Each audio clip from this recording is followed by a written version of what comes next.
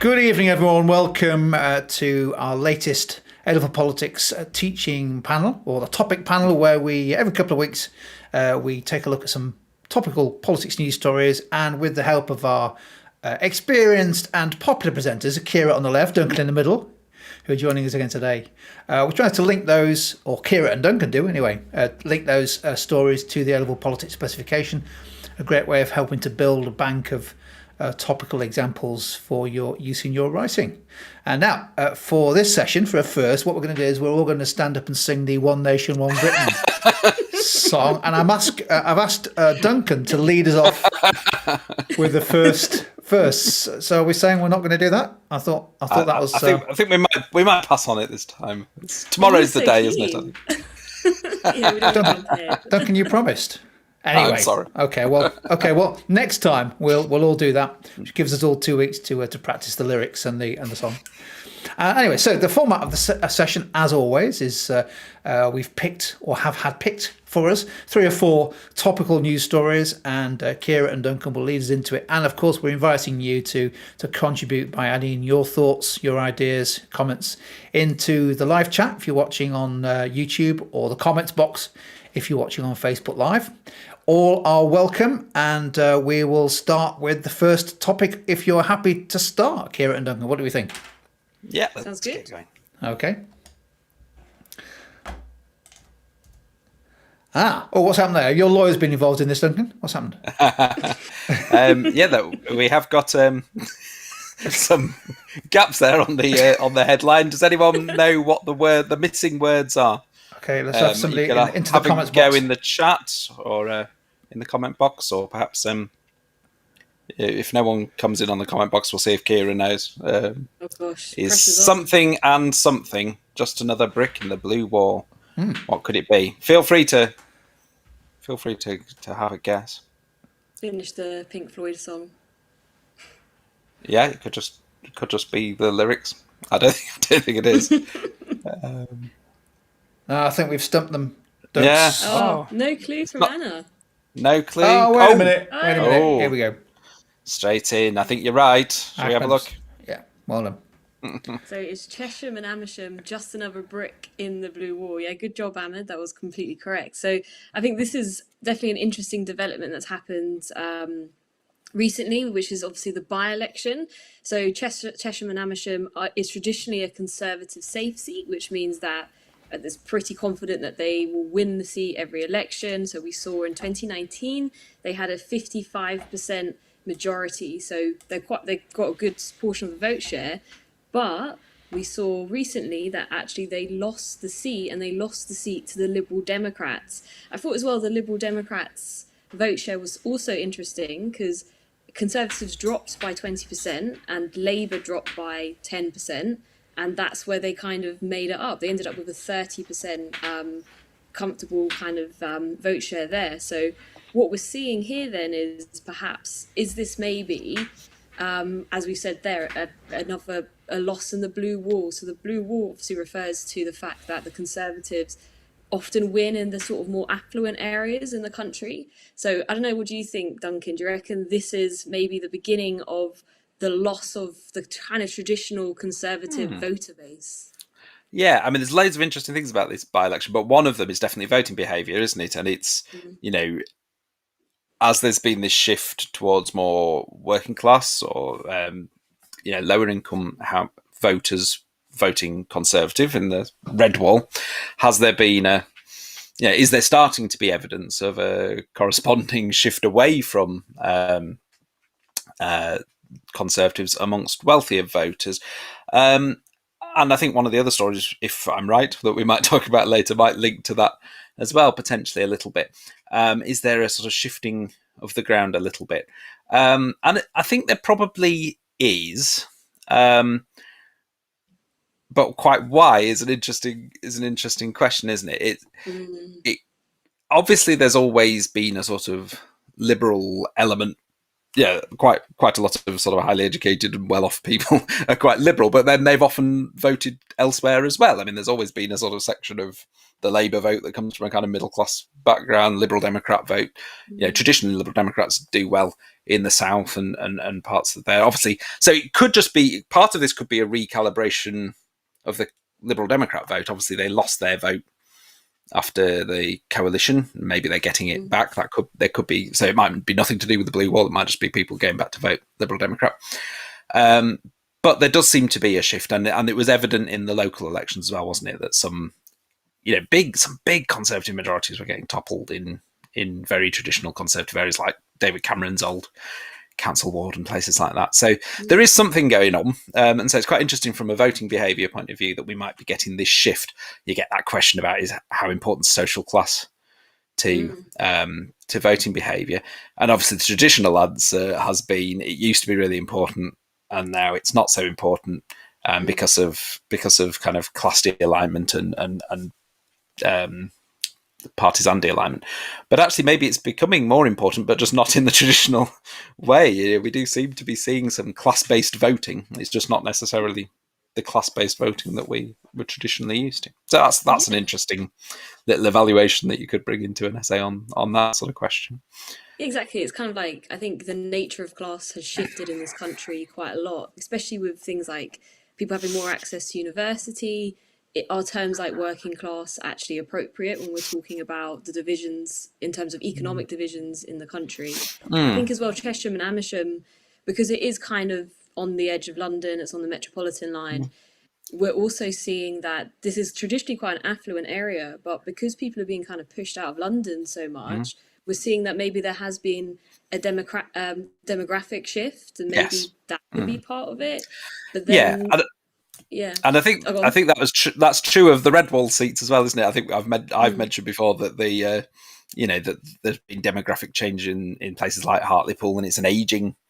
It's kind of an aging population, and maybe that sort of generational gap, which is in a way a class gap as well. It's just not the sort of traditional tribes, but it is about who has resources and who has money and things that kind of, I don't like to get into the boomer versus Generation X versus millennial type debate, but that kind of thing, maybe that's now more significant than whether people consider themselves to be traditional working class or whatever. And there's stuff coming through on the. Sorry. So the point about HS2 is a very good one as well. Yeah. So obviously, I think the thing that's quite interesting about this is actually maybe we shouldn't overstate the Conservative loss, partly because despite what we've seen recently, it's very rare for a government to actually win a by-election. It doesn't actually happen that often. And when we're looking at the voter turnout for this, it was kind of relatively low. It's about 52%, so it's not exactly an overwhelming kind of victory in that regard. But I think maybe the thing that's most interesting is the fact that Labour took such a hit as well. So when we're thinking about when the Conservatives won the by-elections, that was the shift from Labour to Conservatives. But what we're seeing is the shift away from the Conservatives isn't towards Labour, it's towards those more minor parties like the Liberal Democrats. So what does this kind of say about Starmer? What does it say about kind of the electability of Labour right now?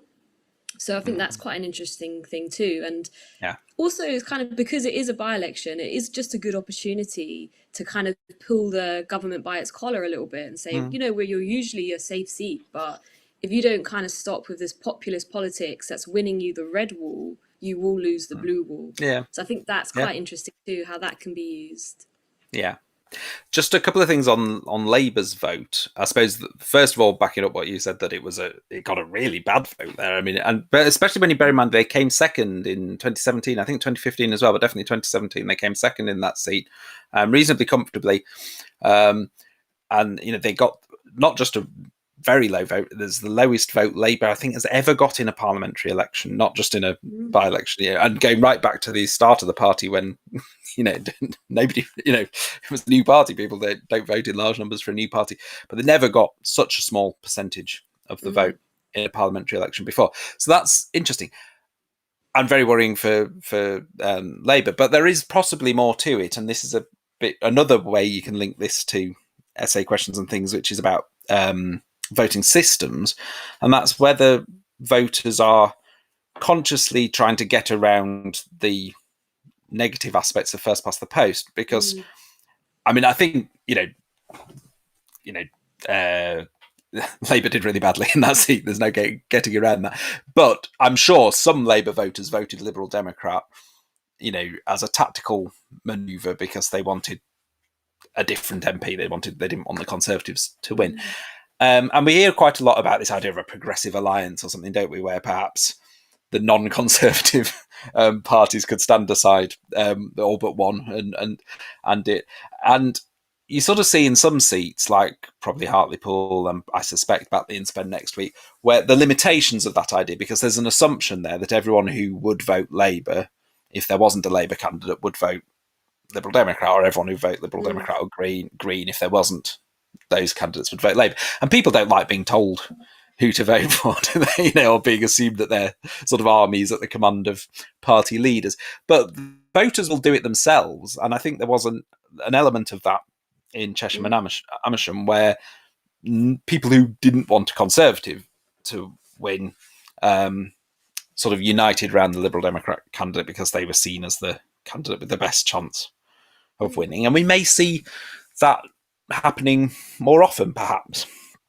Yeah, I think as well, something about voting behaviour that's important to bear in mind is you're not really going to have individuals making a massive shift. So there is still some element of partisan alignment in the sense that you do still in some way vote with your family or vote where you've traditionally voted. So if you've always voted Conservative, you're not going to jump to Labour. It's actually much more comfortable to vote to jump to Liberal Democrats. And I think we're seeing a lot of this shifting recently, and obviously it changed with the Red Wall because people who've traditionally voted Labour never would have voted Conservative.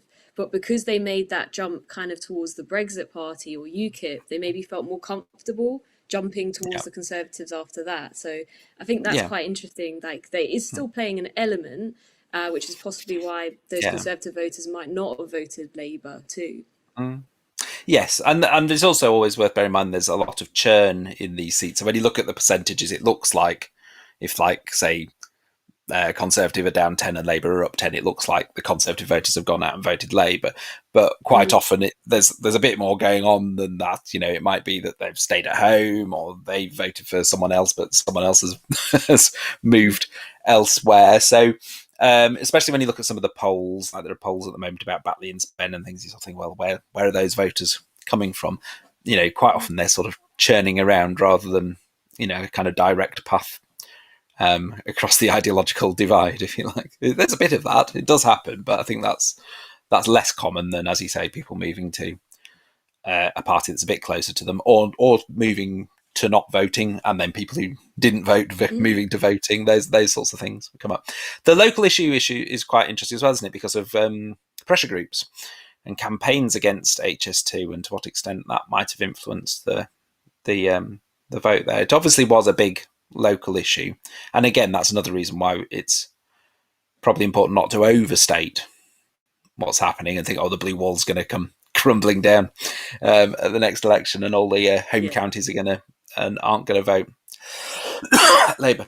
Aren't going to vote Conservative. I mean, one thing I suppose it's worth saying, and at the moment it's very hard to see good news for Labour in anything that's happening in politics, but generally speaking, the Liberal Democrats doing better in the South is a good, has been historically a good thing for Labour. So although Labour would look at that result and think, "Oh God, we did dreadfully there," the possibility of the Liberal Democrats taking some seats in places where Labour are never going to win,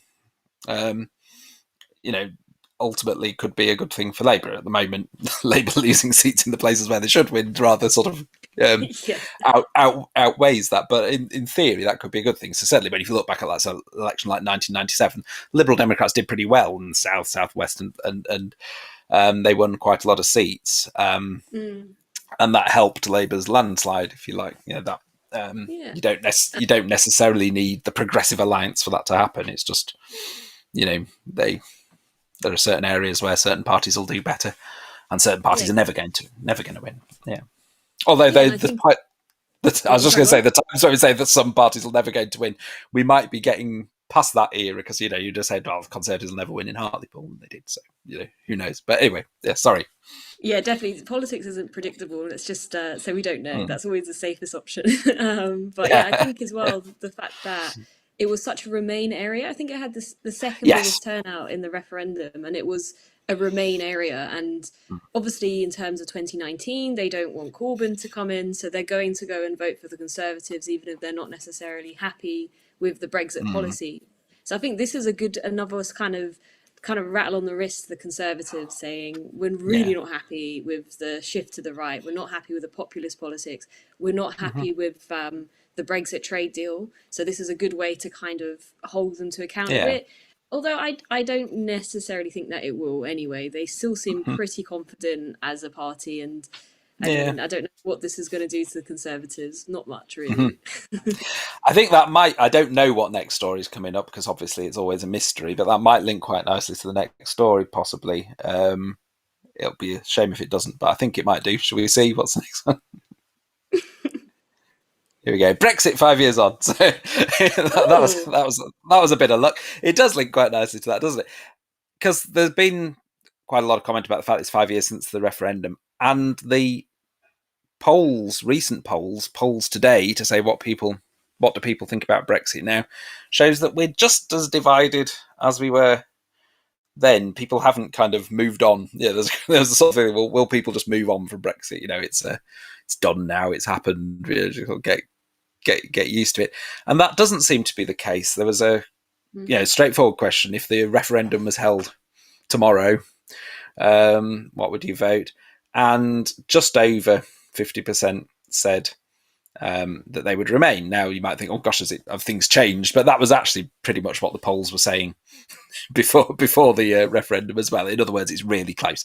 It's still really close. The country's pretty much split 50-50 on the issue, and quite a lot of people would like to rejoin. Quite a high percentage of people would like to rejoin the EU, and obviously there are people who, half the country feel very strongly that it was the right thing to do. And there's not a lot of evidence to suggest that people have changed their mind on either side of the debate. I think there probably will be a sort of quiet number of people who voted for Remain, but accept the sort of political reality of leaving. I think there will that viewpoint will exist. But a lot of people are still pretty entrenched in their views, and this must have an impact on voting behaviour, alignment to political parties, and it may well have an impact on things like we just saw in that last thing, that maybe the Liberal Democrats will be the beneficiary in some seats of that sort of 48-50% of people who didn't like the fact that we've left the EU and blame the government for it. So, if it's still this huge dividing issue, that is very interesting. Isn't it? Very interesting. Yeah, and I think it is interesting to see how it has kind of been split. And it's like Anna said, there is hard to move on from something like Brexit. It's obviously been devastating for quite a lot of people as well, when you're thinking about even just things like the freedom of movement, even though we can still go on holiday to Europe, which is great, but it's obviously difficult for people to kind of go and study there now from the UK. So there's been quite a lot of damage in that sense. But I think, Owen Jones was talking yesterday, I think, about the importance of kind of trying just to accept it and move on, because something that's kind of dominated debate in British politics for 50 years now, with people being Eurosceptic, people being Europhiles, and I think it's obviously, he put it well. It's like, how can we talk about things like the housing crisis if we keep talking about Europe?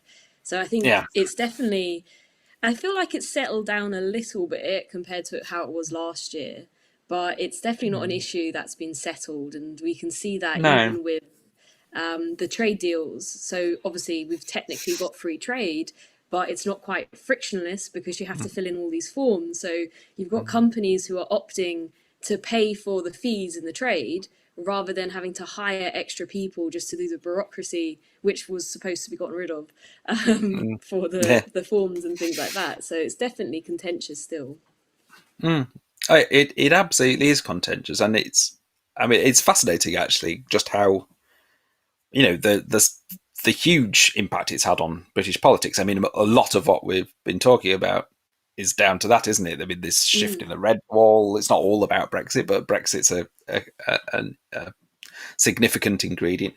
What's, the revival of the Liberal Democrats, problems in the blue wall. It's all there, isn't it? And the question about whether you can move on.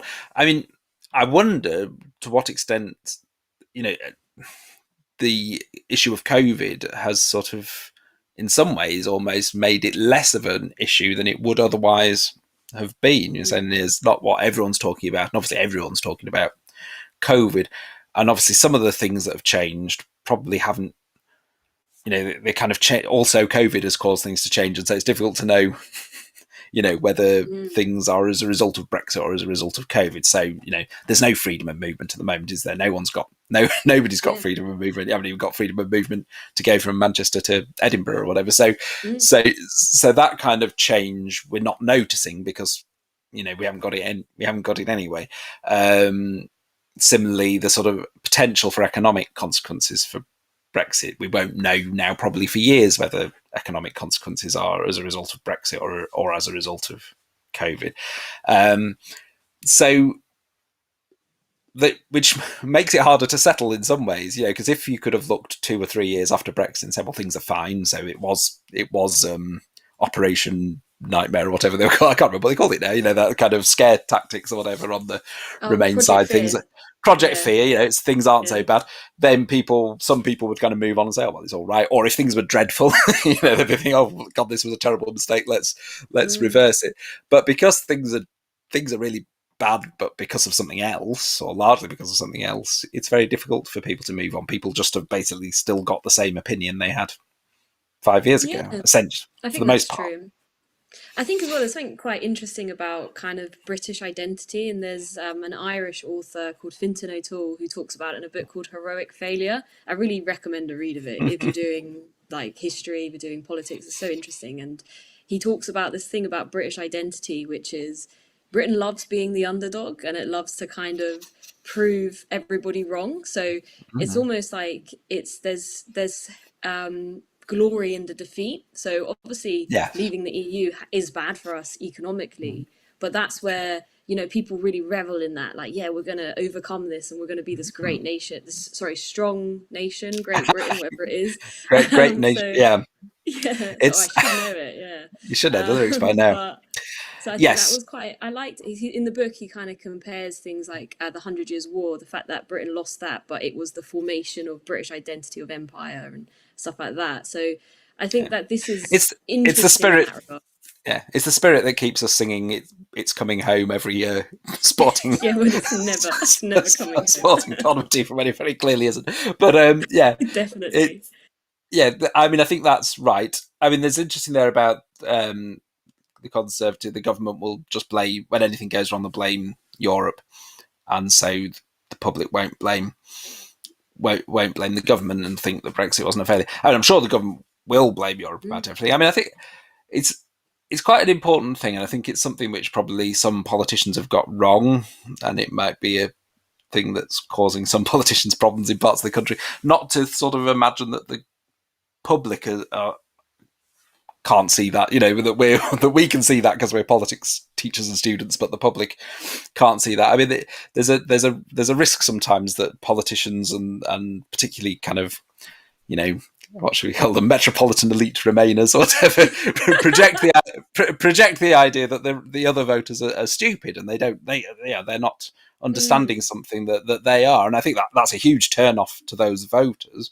It's got can be a bit of a self-fulfilling prophecy in a way, that people say, well, I'm going to vote against you if that's how you view me. Yeah, exactly. So I think, and when we look at the cost of more globalization, if it is that, but obviously European integration, the cost of that to people in working class areas is huge, and it's because successive governments haven't done enough to kind of retrain, and reinvest in those working class areas.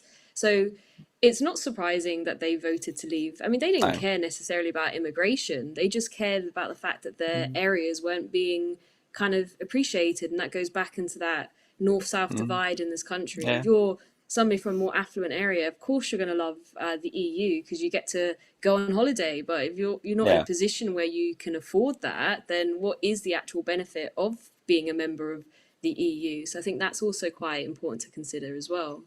So post-Brexit, are we global Britain or little Englanders? And I think, that's also that's really part of the important. Debate, isn't it? I think there was a suggestion in this poll that there are like 6 tribes or something. There are 6 tribes all around Brexit in the UK. And it's funny because I don't really identify my politics around Brexit. I don't know whether you do. It's not the sort of defining issue for me. But there's this idea that there's like 6 tribes, and it's all around their perspective on Brexit. So I don't know, it's quite interesting where we might go with all of this. I'm just thinking we probably ought to move on to the next story, perhaps. Yeah, time is flying, and I think that they're all linked today. We have gone for all kind of UK stories today, just because it's probably mostly Year 12 students who are still with us, so we haven't sort of gone for an American or a global story today. And these stories are very much linked. So yes, I'll pass back to Ciara about the former speaker. So Bercow defects to Labour. I mean, was anyone that surprised? I think this was an interesting one. So he'd joined the Conservative Party when he was 17, so quite a long time Tory. And he also went to Essex University, which was a very left-wing institution, and he managed to maintain his conservative identity, which is quite impressive. And so he becomes an MP in 1997, and then in 2009 he becomes the Speaker of the House. So technically he's independent whilst he's Speaker. And I kind of initially thought he was doing that quite well, because he was obviously very critical of the government in the same way that he was critical of the opposition. But some would argue, many of the Conservatives argued, that whilst he was Speaker, because he was obviously pro Remain as well, he was perhaps a little bit unfair towards the Conservative Party, which is weird when you think he's a Conservative. Yeah. But I think Bercow's ideology is actually more kind of fluid, in the sense that he's much more of a pragmatic politician, which I guess is the ultimate Conservative. But for him, he was very much about attitude, focusing on conscience. So I think it says a lot that when he was in the shadow cabinet for the Conservative Party, that he stepped down and voted in favour of opening up adoptions to same-sex couples. So I think he's always kind of been a bit more of a progressive in a lot of ways that the Conservative Party hasn't necessarily adhered to. And I think the final straw for him is the shift in ideology under Johnson.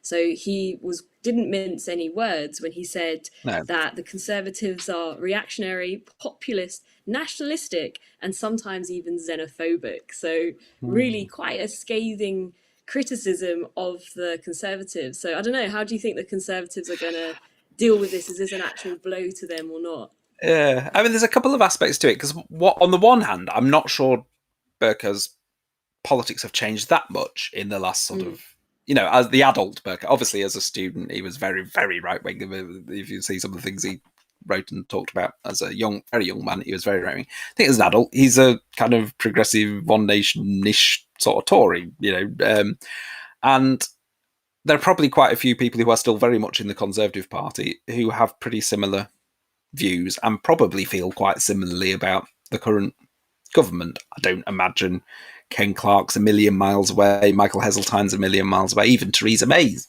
might not be a million miles away in her feelings about that.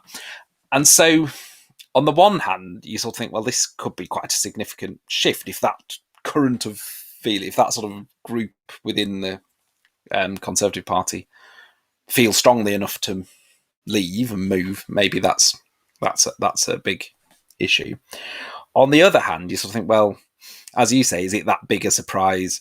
He was kind of, Labour MPs kind of helped him become Speaker in the first place. He wasn't very popular in the Conservative, amongst other Conservative MPs. His wife's well known for being a Labour supporter. I know that doesn't have to be relevant, but obviously they'll talk about politics. They'll talk about politics and him, and it might well have influenced him over time. And obviously for him, the EU issue has become, and Brexit issue has become a sort of defining one, a very significant one. I did see a few leavers, shall we say. We're still defining people by their attitudes to Brexit. As if you leavers say that this is good for the Conservatives, because if it reminds people in the sort of red wall seats that they want to win that that the kind of posh metropolitan elite, fancy schmancy remainers are no longer part of the Conservative Party. The Conservative Party is has left them behind, and that would be seen as a positive thing. I'm not sure I totally buy that. I think John Bercow was reasonably popular outside the Parliamentary Conservative Party. I think people generally quite liked him. We found him reasonably entertaining on the television. He was a very entertaining speaker as well. Like he was very good as well, in a sense that he really knew procedure very well. Yeah. He exercised that brilliantly, and I think even his move against Trump, for example, reminding the government that it's actually his decision on whether or not he invites Trump to the House of Commons. Yes. Just the different kind of strategies that he used. He was quite an active speaker. Yeah, and a big advocate for Parliament, and obviously a lot of the rhetoric around Brexit was all about parliamentary sovereignty and restoring parliamentary sovereignty. I mean, John Bercow is an advocate for parliamentary sovereignty in many ways, wasn't he? Which isn't the same as governments being able to do whatever they want, right? And that maybe that links that Prime Minister and executive thing. That is it that law passes through Parliament and they don't get to do much scrutiny, or that they can actually hold them to account. And I think Bercow did make Parliament a lot more powerful in holding the government to account, and we're seeing that Lindsay Hoyle is less effective in that with what we talked about in the last one, with trying to kind of make more debates and discussions on foreign aid. So it's interesting. I think as well, another thing that was really impressive in terms of a piece of political spin is the way that the Conservatives have responded to this. Because when I initially heard about it, I thought, this is maybe going to be quite an effective critique. The Conservative Party, very high profile Conservative MP, defecting to Labour, not like Lib Dems or anything like that. But so defecting to Labour, but also obviously quite vocal in his criticisms. But the fact that the Conservatives just say, well, doesn't that just show that Labour's the Remain party? And I thought that was a clever piece of like political spin to use this critique as actually a way to just insult Labour again. And I think they will make use of that, because obviously Keir Starmer was associated with Remain when he was the Brexit spokesperson for Labour. He was seen as being the person pushing for the second referendum policy and that kind of thing. And so it plays into that, doesn't it? I mean, from a Conservative point of view, it does. Yeah. And so, when people are thinking about how they're going to vote in this time next week in Batley and Spen, it might be one of the considerations that people have, that, the Conservatives there will be able to go out to the areas where they know that people voted Leave and said, well, Labour is still trying to deny you your vote. Yeah. There's a quote coming across the screen that Bercow worked with the Blair and Brown governments on some policies, and perhaps he shifted a long time ago. I think as well, like this maybe is quite a good point for democracy even. I think he might be a good example for that, because when we talk about the role of MPs, do they vote as trustees, delegates, or do they just vote kind of within their party? And I think just the fact that for him, it seems to be very much that he's a trustee. It's not necessarily about what the party thinks, and not necessarily about what the constituents thinks, but it's about actually him as a professional. Does he deem something to be right or wrong for his constituency or for the country more widely? And obviously he seems to be somebody who kind of goes with his conscience quite a lot rather than being tied to like specific ideology. And maybe he doesn't necessarily agree with Labour's politics, but sees it as the best vehicle for change or to improve the country in his view. Yes. I mean, the worry, I suppose, from Labour's perspective is that probably the idea that Labour are the Remain party will be one of the factors in his decision to move across, and that's not necessarily the image that Labour's trying to put across at the moment, or they're trying to sell that in Colchester, but sell a very different line in Hartlepool, and that's still their problem. You know, it was their problem in 2019, and it's regardless of changes of leader, policy, you know, all sorts of changes that have happened since then. It's still their problem today. Yeah. So how could you bring this story in, the Bercow story, into as a contextual example? So there are a few things in there.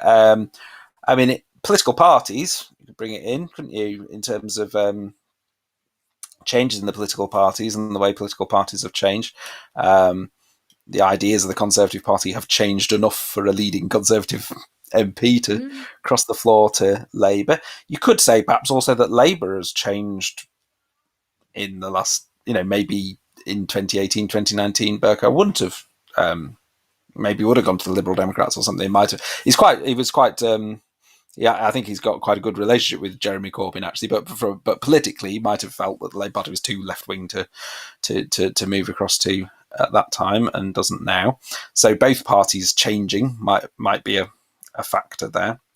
Where else could you bring it in?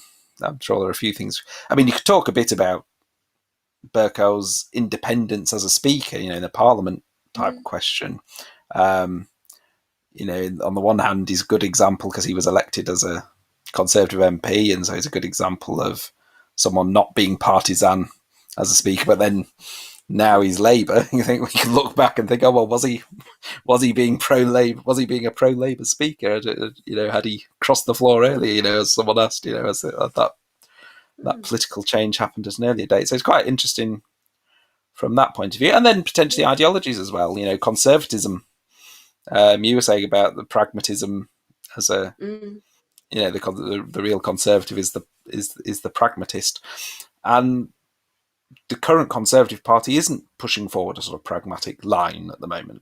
A lot of the leading figures, that still probably is their ideological position, probably, but at the moment it's very much, you know, we should all be singing "We're One Britain" tomorrow, and you know, it's quite a sort of populist sort of approach, isn't it? So it's quite different.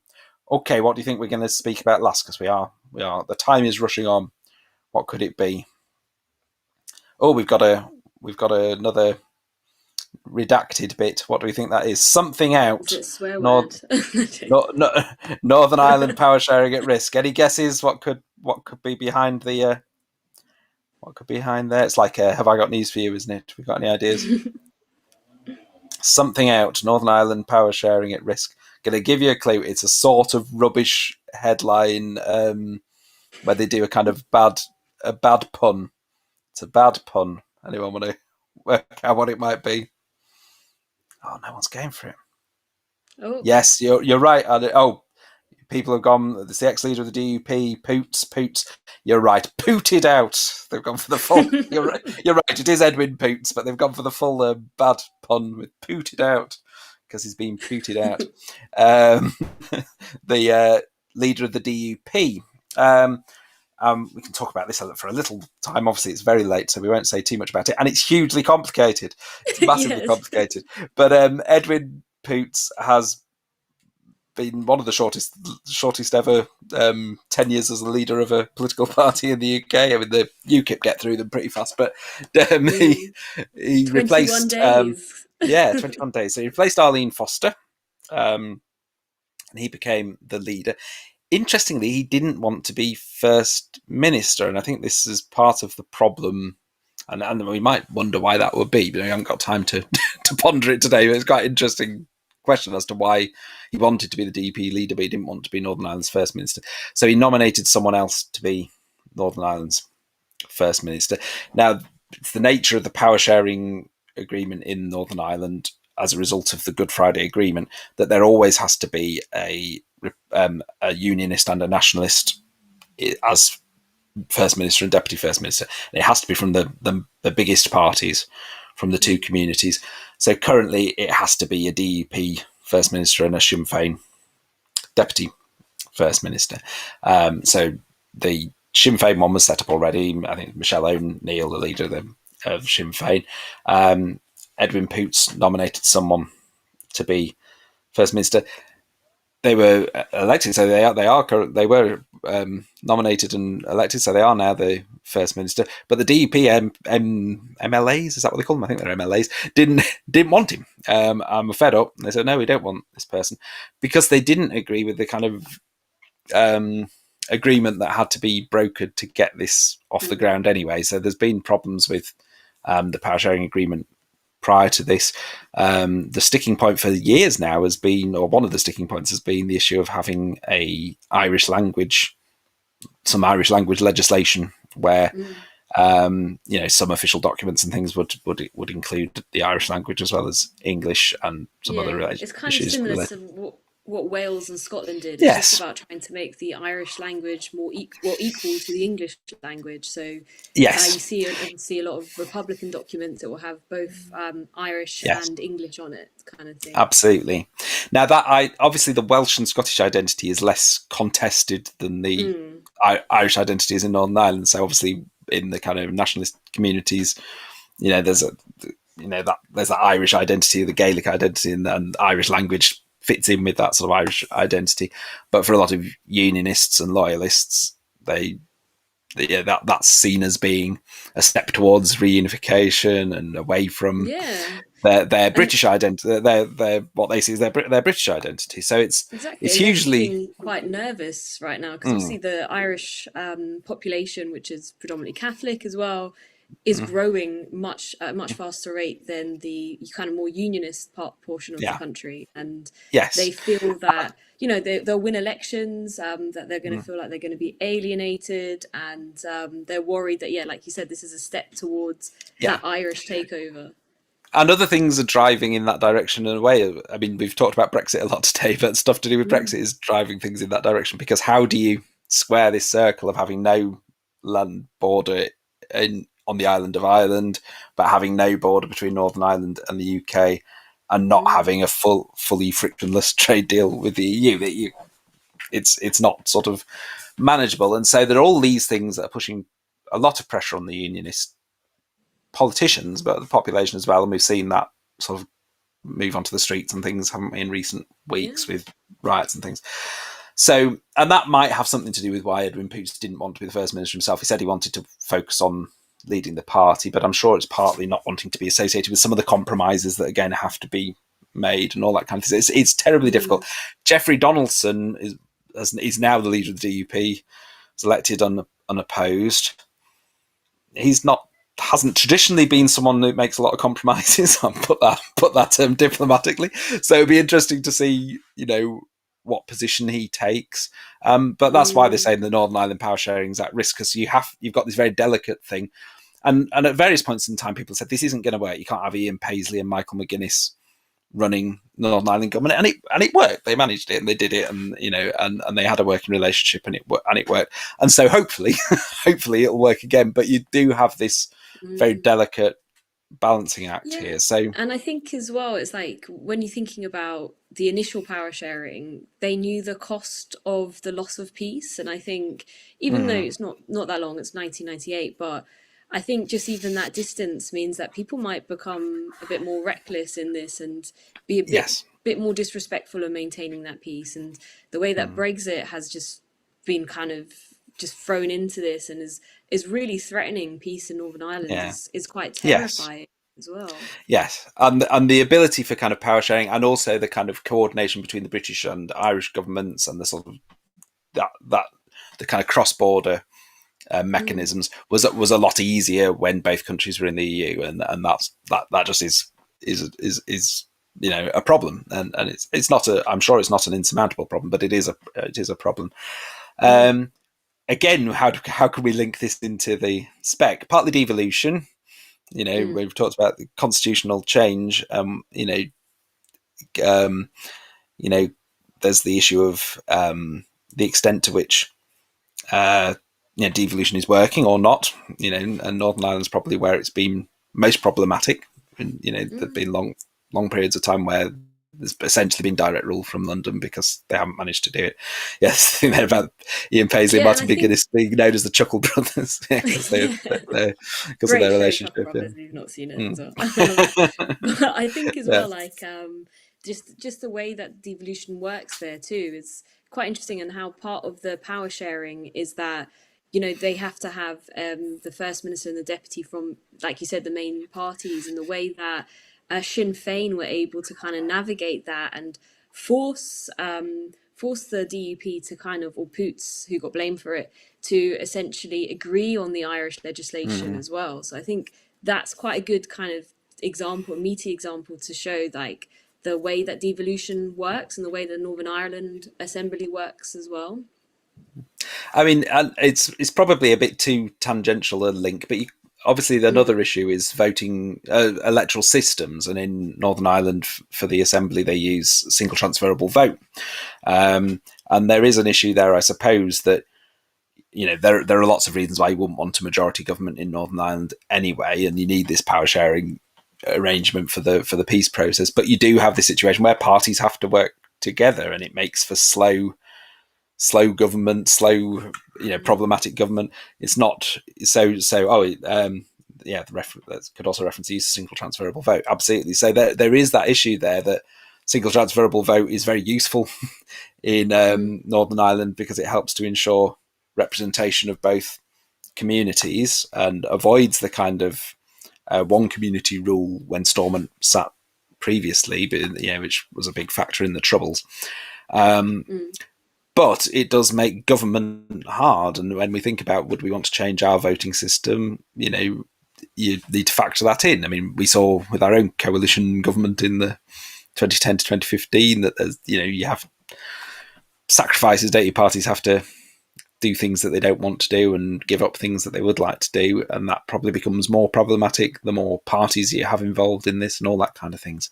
So I think we are done. We're going to talk about what could happen over the next couple of weeks so we do our little predictions before we sign off. Yes, I did write down, Ciara and Duncan, what you predicted 2 weeks ago, and well, how interesting. I've lost the note I used to write down. So I'm just assuming that Ciara got it right and Duncan was way off the mark, because that would be fair. I think I managed to keep it so broad that I sort of got it as something about Ireland. I said so. I was spot on. I can't. I think. Yeah, you're right. Well, really happened there. Yeah. So I think Duncan was right. I don't recall anyone mentioning Chesham and Amersham. I think that was no, we missed that one, didn't we?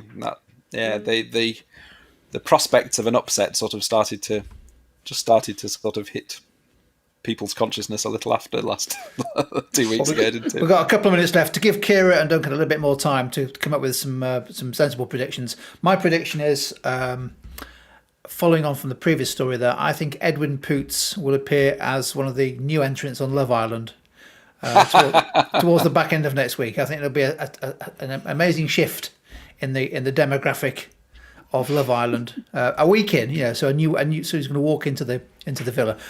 I don't know what you think. That's my prediction for it makes for next sense. week.